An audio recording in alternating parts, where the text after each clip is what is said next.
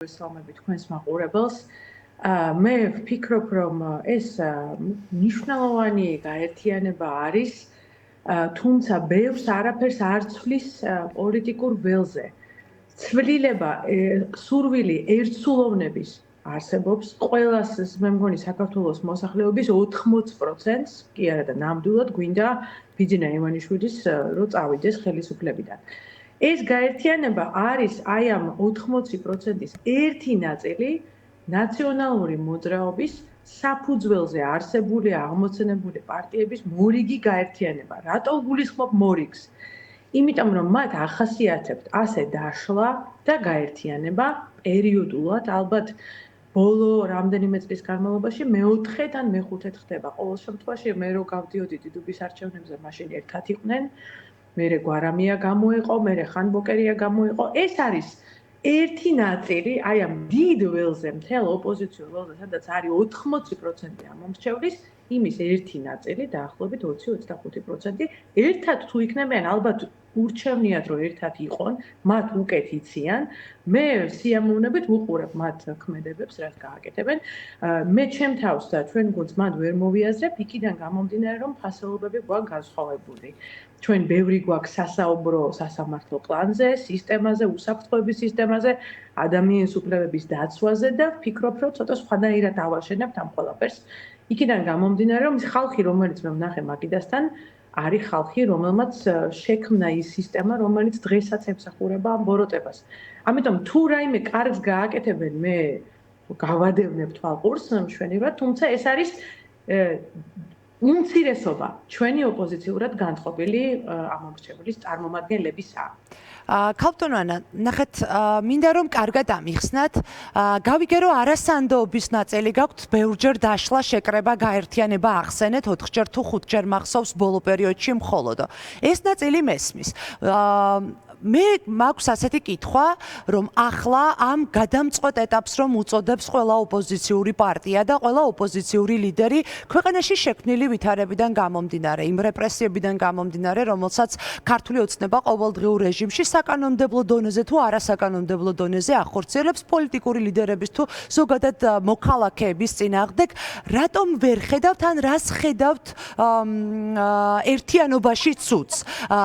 ეს არ არის განმარტავ რომ ეს არ არის საერთო სიისთვის, ეს არ ერთიანობა, რომ ეს არის რეალურად სტრატეგიისთვის ბრძოლა. მინდა რომ კარგად ამიხსნათ, ეს არის ერთი ნაწილი და მეორე, მარტო დარჩენილები, უпростоრად ალიანს მიღმა დარჩენილები, როგორ აპირებთ ბრძოლას იმ ცვლილებებისთვის, რომელზეც თქვენ ახლა ლაპარაკობდით?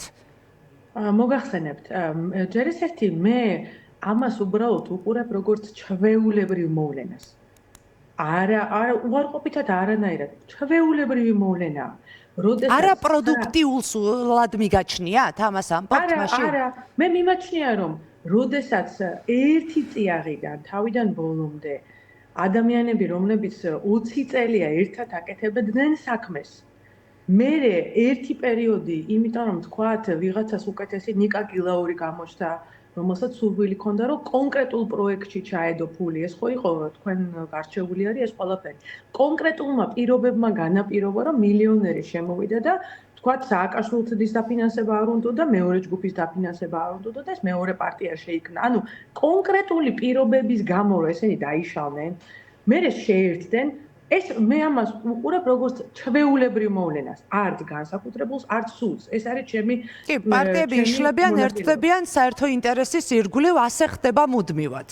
ხო, ეს არის ნაციონალები. კი, ნამდვილად, მიხეილ სააკაშვილის ეგიდის ქვეშ, რომელიც ხათაშორის გუშინ საკუთარ პარტიას არ მიესალმა, იმიტომ რომ ალბათ გააფრთხილეს, თორე აქტიურობს ხოლმე და დარწმუნებული ვარ მოგვიანებით გამოჩნდება, მაგრამ ყველა ვინც იმ მაგიდასთან იყო, ეს არის მთელი ჩვენი ოპოზიციური ამომრჩევლის 20-25% დაახლოებით ვამბობ. ეხლა და რა უნდა მოგაკეთდეს? მე ვფიქრობ, როდესაც შემიაწყდები დიდ პრობლემას, რაც ჩვენს წინაშე არის, კი არ უნდა ინერციით, კი არ წარსულში კი არ უნდა წავიდეთ. ანუ 2004 წელში ჩვენ რაც ეხლა გვიბიძგებენ, უნდა წავიდეთ წინ, უნდა წავიდეთ მომავალში. იმ ხალხისკენ კი არ უნდა წავიდეთ, ვინც მოუსიძეთ ჩინჩალაძეს შექმნა. კი ბატონო, სხვათა შორის მათ წულილსაც ხედავ, იმიტომ რომ ჩვენ უნდა ვიცოდეთ ეს ხალხი კარგად იცნობენ მურუსიძესაც, ჩინჩალაძესაც, ანუ ამ გუნდში ამ ალიანსში ნაციონალური მოძრაობა რომ არ ყოფილიყო, თქვენ იქნებოდით ამას ამბობთ? ანუ წითელი ხაზი ნაციონალური მოძრაობის წევრები არიან ალიანსში? არა, იცით რა, აი საერთოდ არ მიყვარს ეს ლექსიკონი, წითელი ხაზი და ასე შემდეგ. მოდი ისიც ვთქვათ რა, ნაციონალურ მოძრაობაში ისევე როგორც ქართულ ოცნებაში საშუალო ქვედარგულში ჩვენ სახელმწიფოში ძალიან ბევრი მშრომელი, ძალიან ბევრი კარგი ადამიანია. გარწმუნებთ, მე ზუსტად ვიცი რომ ყველას აქ ყველა არის ერთსულოვანი.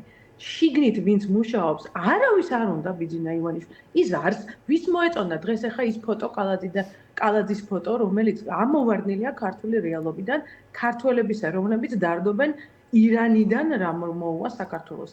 მაგრამ აქ არის საუბარი რაზე, რომ ფასეულობების მხრივ ის ხალხი, რომელმაც შექმნა მურუსიძე ჩინჩალაძის კლანი, ერთად თუ დაждდება და რაღაცას მოიფიქრებს და გვამდიდრებს, ეს არის მხოლოდ კარგი, მაგრამ აქეთ რა უნდა გაკეთდეს? აქეთ უნდა ვიმუშაოთ, ეს არის ჩემი ამოცანა, უნდა ვიმუშაოთ იმ უმრავლესობასთან, რომელიც არ არის ნაციონალური მოძრაობის ამომრჩეველი და რომლის ხმა ახლა ხომ საარჩევნო კამპანია არ არის ქალბატონო ანა. არ ვიცი, ყოველ შემთხვევაში მე როდესაც ალიანსის წევრებს, ანუ მე კი არ გეკამათებით გინდა თუ არა ამ ალიანსში იყავით თქო. უბრალოდ ვცდილობ რომ არგუმენტები მივიღო, მეც ისევე ველოდები ალიანსი რას გააკეთებს, ოპოზიციური ახალი ერთობა, ალბათ როგორც სხვა დანარჩენი მოქალაქეების 99%, მაგრამ ეს ხომ არ არის საარჩევნო კამპანია. ამას გეკითხებით, იმიტომ რომ როდესაც თქვენ ამბობთ, რომ ამომრჩევლის 20%, ამომრჩეველთან მუშაობა, საზოგადოებასთან მუშაობა. მე საერთოდაც ვფიქრობ, რომ აქამდეც სულ უნდა მუშაობდნენ პოლიტიკური პარტიები ამომრჩეველთანაც და მოქალაქეებთანაც ეს საარჩევნო პერიოდია თუ არა, მაგრამ ახლა ხომ ჯერი და ლაპარაკი იმაზეა, შეიცვალოს ხელისუფლება. რა თქმა უნდა. და მე შემდეგ ყველა თავის გზით წავიდეს. რა თქმა უნდა. და ხელისუფლების შეცვლის პროცესში ჩვენ გვჭირდება მეტი ხალხის მობილიზება და ჩართვა. იმ ხალხისა, რომელიც შეიძლება აქამდე ჩართული არ იყო. თუ ვინმე უკვე აქტიურობდა და ის ერთად დაждდება, მათ აერთიანებთ წარსული და მათ აერთიანებთ ფასეულობები. ეს კარგია, მაგრამ თუ ხელისუფლების ცვლილება გვინდა, უნდა გამოვიყვანოთ ის ადამიანები, რომლებიც აქამდე ნაკლებად აქტიურობდნენ. ეს არის სხვა ხალხი. ეს არის ჩვენი მოსახლეობის უმრავლესობა, რომელიც შეიძლება დღეს ხმას არ იღებს. ეს არის ხალხი მაგალითად, რომელსაც აი ვაკეში მცხოვრები ჩვენი თანამოაზრე, რომელსაც სააკაშვილის დროს წაართვეს უდიდესი და უსერიოზულესი ბიზნესი საკუთარი ხელით აწყობილი. ეს ადამიანი ჩვენ არ გვჭირდება პროტესტში და არ უნდა ქალბატონო ქართულ პოლიტიკაში ხმა. ხო უნდა კონდეს. მე, როდესაც მეკითხები, მე ვისთან მუშაობ, ხო? მე მუშაობ ამ ადამიანებთან სწორედ იმავე მიზნით, ერთსულოვნებით, არაერთიანობით რაღაცა დაწერეს, ერთობა, ერთიანობა, სხვადასხვა რაღაცა. ერთსულოვნება ერთია და მე ვფიქრობ, რომ კიდევ რა უნდა გაკეთდეს? ინერციით კი არ უნდა წავიდეთ წარსულში. ინერციით უნდა წავიდეთ მომავალში, გამოვიხედოთ და გამოვიყვანოთ, ხელი შეუწყოთ. ინერციით ქალბატონო ანა თუ კონკრეტული გეგმით მომავალში, როდესაც ლაპარაკია რეჟიმის ცვლილებაზე. არ ფიქრობთ, რომ ინერციით ამდენი ხნის განმავლობაში მიდიოდა სწორედაც ქართული პოლიტიკური ოპოზიციური სპექტრი? მე მოგახსენებთ ჩემ თავზე, ყველა საკითხზე, რომელიც დამდგარა საზოგადოებრივ დღის წესრიგში, არა მარტო მოქმედება გვაქვს გაკეთებული და გადადგმული, არამედ გეგმაც მაქვს დაწერილი. ეროვნული გადარჩენის გეგმა მაქვს დაწერილი, რომელიც 7 პუნქტისგან შედგება, რა უნდა ვუყოთ ემიგრაციის საკითხს საქართველოში. ლოზუნგებით კი არ დავდიოდი. სასამართლოსთან დაკავშირებით, აი ის თემა, რომელიც საჭიროა, ხო? სადაც ამ ხალხმა კარგად იცის, როგორ შეიქმნა მურუსიძე, მე ხო არ დავნიშნე თანამდებობაზე და ისეთი კანონები მე ხო არ დავუწერე, რომლითაც ის მერე გახდა ის მონსტრი, რომელიც დღესაც მონსტრია, ხო? არამედ 6 პუნქტიანი კონკრეტული გეგმა მაქვს. თუ გულისხმობთ, ვინ რას აკეთებს. ეხლა უცხოეთში ვარ სწორედ იმიტომ, რომ შეხვედრები ჩავატარო. არაერთი შეხვედრა მაქვს ჩატარებული სანქციებთან დაკავშირებით, რის გამოც დასანქცირდა. სხვა შორის ბევრი ერთეული დღეს ხელშესახების შედეგს რაც შეეხება. დებატები რო არ ტარდება იმედში, რატო არ დედება? იმიტომ რომ ხმალაღებული ვაწარმოებდი კამპანიას, რომ აიათოლა ხამეინისთან დებატი არ შეიძლება. მიუხედავად იმისა, რომ თავიდან იყო რაღაც პარტიებს ჰქონდათ ეს ზდუნება. ინერციით გულისხმობდი, რომ როდესაც ჩვენს წინაშე არის ნაციონალური მოძრაობის ერთობა, ეს არის ერთი მდგენელი, რომელიც მოდის წარსულიდან, რომელიც მოდის სისტემიდან და მოდით გზა გაუხსნათ ადამიანებს, რომლებიც არ მოდიან წარსულიდან და არ მოდიან სისტემიდან. მაშინ ასე გითხავთ, რა შეცვლის სისტემას, რომელიც უკვე იარაღია ქართული ოცნების ხელში ხალხის პოლიტიკოსების თუ მედიის წინააღმდეგ? დღეს ჩვენ მე დავწერე ეს თავის დროზე პირველმა, სანამ 29 დეკემბერს ვიტყოდი, რომ გადამწყვეტი ნაბიჯი უნდა გადაგვედგა და სხვათა შორის ძალიან მნიშვნელოვანია, დღეს ამ ვითარებაში რო გვაქვს, რომ აი ხალხი სასოწარკვეთილებაშია, რომ იქნებ რომელიმე პარტიამ რაღაცა გვიშველოს.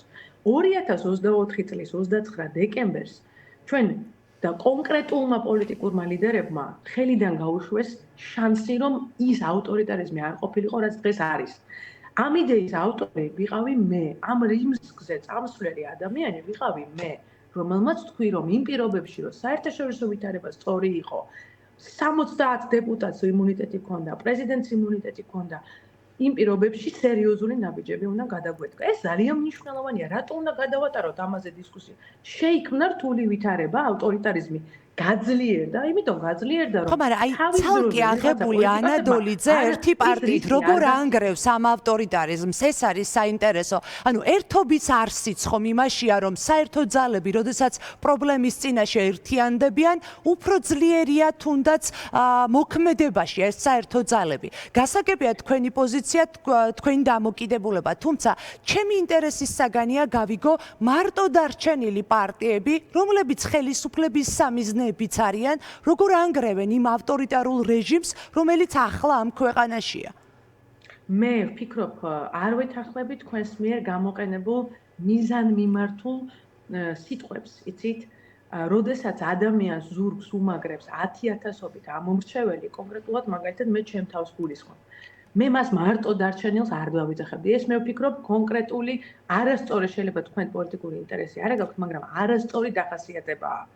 მარტო დარჩენილში მე ხალხისგან მარტო დარჩენილი არ მიგულისხმია, მე პოლიტიკურ ერთობაში არ მყოფი ვიგულისხმე ქალბატონოანა. მე გეტყვით, ნახეთ, აქ ზუსტად აი ძალიან მნიშვნელოვანია, რომ არასწორი მასტოვებს, იმიტომ რომ მარტო დარჩენილი არის ცოტა რაღაცა არასწორ შთაბეჭდილებას ტოვებს.